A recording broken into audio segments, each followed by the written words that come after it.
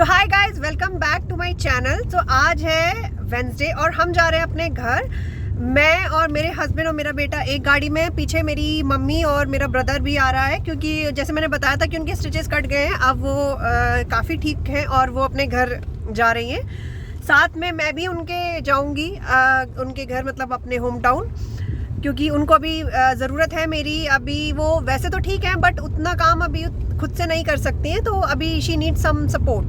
तो हम जा रहे हैं अपने घर, और सिर्फ हम नहीं, मैं आपको भी साथ लेके चलूँगी, और साथ साथ आपको भी पूरी जर्नी में, सिर्फ मैं अकेले नहीं, आप भी मेरे साथ कंटिन्यू करेंगे। तो चलिए स्टार्ट करते हैं अपनी जर्नी। हम जा रहे हैं KMPL पे, कुंडली मानेसर पलवल हाईवे है ये, और आप यहाँ देख सकते हैं कि ये पूरा पहाड़ी एरिया है। यहाँ पे बहुत सुंदर सुंदर पहाड़ से बने हुए हैं। अगर आई थिंक मैं थोड़ा जूम करके आपको दिखाती हूँ, अरावली रेंजेस बोलते हैं इसको। और ये इस KMPL का सबसे बेस्ट पार्ट है। जब भी इस साइड से हम निकलते हैं, बिल्कुल एक ना पहाड़ों वाली फीलिंग आती है कि जैसे आप पहाड़ पे जा रहे हैं। आप देख सकते हैं, मैं आपको अच्छे से दिखाती हूँ कि आई थिंक ये इसमें क्लियर नहीं, हाँ ऐसे आएगा क्लियर। खोल लूँ ज़रा।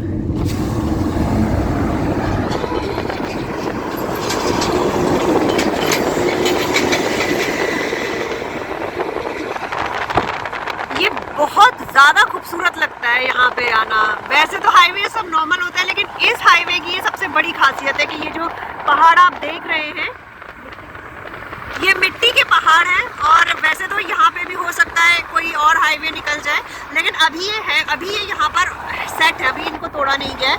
बहुत अच्छा पार्ट है ये इसका। ये कुंडली मानेसर पलवल, आपका कुंडली मानेसर पलवल की तरफ जाता है। साथ में एक रास्ता इसका आगरा भी कट जाता है।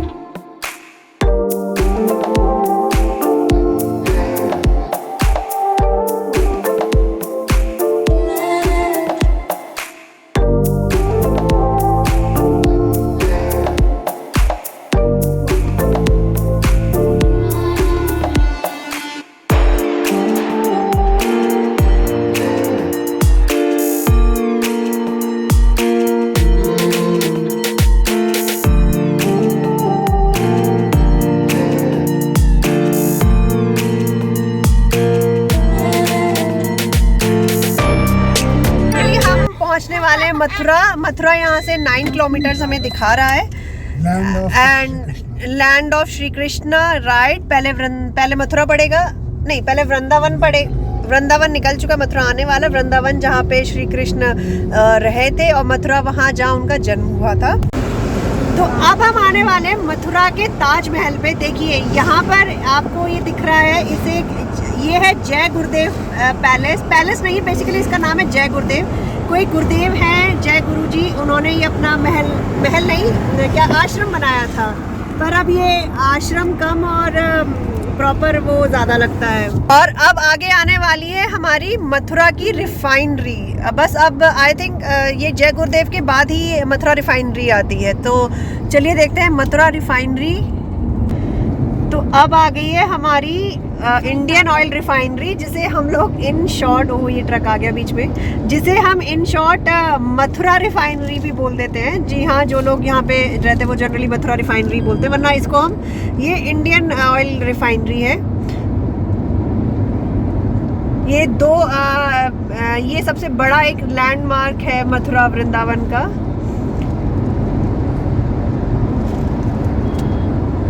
तो चलिए अब हम यहाँ पे एक छोटे से टी ब्रेक के लिए रुके हैं। ये है शौर्य टूरिस्ट फैमिली ढाबा, जो मथुरा और से आगरा के रूट पे पड़ता है। तो चलिए आप भी मेरे साथ आइए और एक छोटा सा टी ब्रेक लेते हैं अब हम। तो यहाँ पे काफ़ी बिल्कुल वैसी वाली फीलिंग दी गई। छप्पर पड़ा हुआ है ऊपर, हम लोग इसे छप्पर बोलते हैं, और यहाँ पे इन्होंने उसके नीचे ये चेयर और टेबल अरेंज करी है। अभी कोई फ़ैन वैन नहीं लगा रखा। अच्छा, ये मौसम भी अच्छा है तो इतना फ़ैन की हमें ज़रूरत पड़ती नहीं है।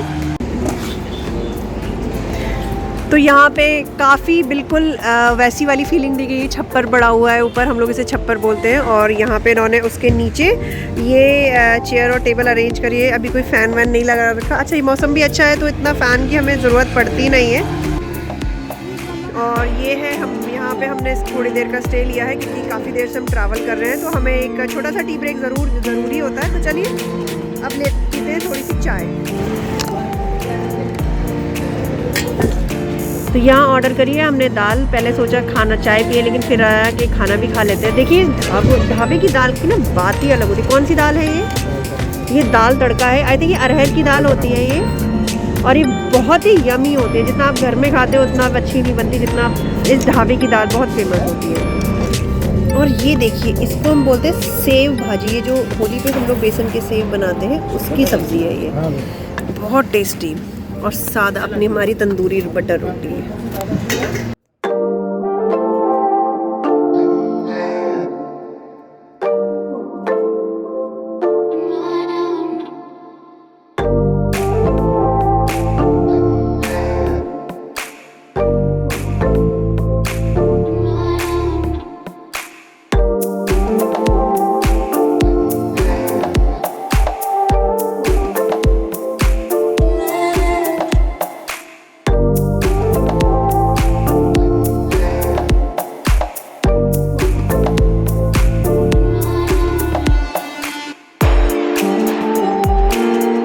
अब हम पीने जा रहे हैं अपनी चाय, सबसे फेवरेट। वैसे तो अब मैंने आपसे बोला था कि हम एक टी ब्रेक लेने वाले हैं, बट वो टी ब्रेक ना होके वो प्रॉपर एक लंच प्लस टी ब्रेक दोनों हो गए, क्योंकि पहले हमने वो खाना खाया, वो खाना दाल देख के वो मुझे लगा कि मतलब एक बार ट्राई ज़रूर करनी चाहिए। एंड ये हम पीने वाले अब चाय, और मेरी मम्मी अभी गाड़ी में ही बैठी है। मैं आप लोग को उनसे मिलवाती हूँ, वो वहीं पे चाय पी रही है, क्योंकि एक्चुअली ढाबे की रोड थोड़ी ऊंची नीची है तो वो यहाँ भी नहीं आ सकती हैं। सो मैं आप लोग सबको ले चलती हूँ अपनी मम्मी के पास। मेरी मम्मी गाड़ी में ही बैठी हुई है। वो यहाँ इसलिए नहीं आई हैं क्योंकि ये थोड़ा सा अभी वो प्लेन उस पर सरफेस पे ज़्यादा चलेंगी, अभी ये ऊबड़ खाबड़ पे इतना नहीं चल सकती, तो उनकी चाय हमने गाड़ी में ही भिजवा दी थी। चलिए मिलवाते हैं उनसे और उनसे पूछते हैं वो कैसे हैं।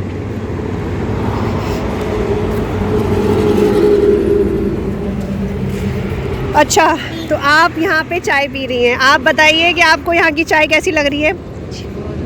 थोड़ा ज़ोर से बोलिए। बहुत अच्छी। आपने खाना क्यों नहीं खाया? हाँ देखिए, गाड़ी हमारी दोनों गाड़ियाँ पूरी फुल हैं। अब ऊपर तक सामान भरा पड़ा है हमारा, क्योंकि और ये है NH19। तो मैं आप लोग को बोलना चाहूँगी कि आप लोग जब भी यहाँ पे आए, NH19 पे जब भी आप आए, जब भी आप दिल्ली से, गुड़गांव से, कहीं से भी अगर आगरा जा रहे हो, मथुरा से आगरा जा रहे हो, तो आप ये शौर्य टूरिस्ट फैमिली ढाबा ज़रूर ट्राई कर सकते हैं। ये आपके NH19 पे ही ऑन रोड ही पड़ता है, वो आपको दूर से दिख जाएगा। यहाँ पे 3-4 ढाबे लाइन से लगे हुए हैं। हमने इस टाइम पे ये शौर्य टूरिस्ट फैमिली ढाबा ही एक्सप्लोर इसलिए किया था क्योंकि समझ नहीं आ रहा था कौन से ढाबे पे रुके, तो सोचा कि चलो इस पे ही रुक जाते हैं। बट इसका खाना, सीरियसली गाइस, इसका खाना बहुत टेस्टी था। वो एक सादी सी दाल और वो सेव की सब्ज़ी जो, और वो रोटी जो उसमें टेस्ट आया ना, आप किसी अच्छे रेस्टोरेंट में भी वो टेस्ट नहीं आता। वो देसी स्टाइल का ढाबा, एकदम देसी स्टाइल, जहाँ पे प्रॉपर ये जो हम लोग इसे छप्पर बोलते हैं, आई डोंट नो आप लोग जो भी इसको बोलते हो, ये सब पड़ा हुआ है। इसके ये शेड सी पड़ी हुई है, इसके अंदर इन्होंने यहाँ पे बैठाया हुआ है। कोई फ़ैन वैन इन्होंने यहाँ नहीं लगाया, क्योंकि बाहर ये लोग विंटर्स में जनरली जहाँ पे फ़ैन की ज़रूरत है तभी हम लोग यहाँ बैठते हैं। बाकी इन्होंने अंदर भी अरेंजमेंट कर रखा है। देखिए वहाँ पे फ़ैन वगैरह, अगर किसी को पंखे में बैठना है तो पंखे में बैठ सकता है।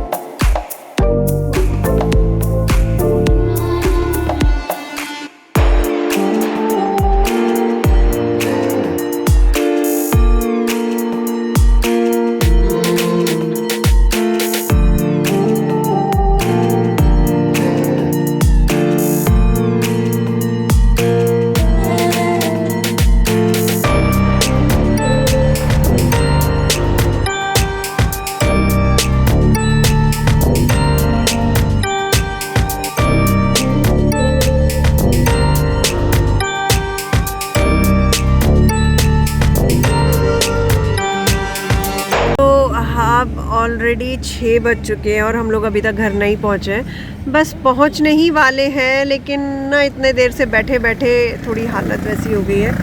तो पहले तो मैंने सोचा था मैं घर तक व्लॉग कंटिन्यू करूँगी, बट अब मैं घर तक तो व्लॉग कंटिन्यू नहीं करूँगी। घर का व्लॉग मैं आपको अगले घर का जो है वो नेक्स्ट व्लॉग में आएगा। तब तक आप सब भी इंजॉय करें and be happy and be safe.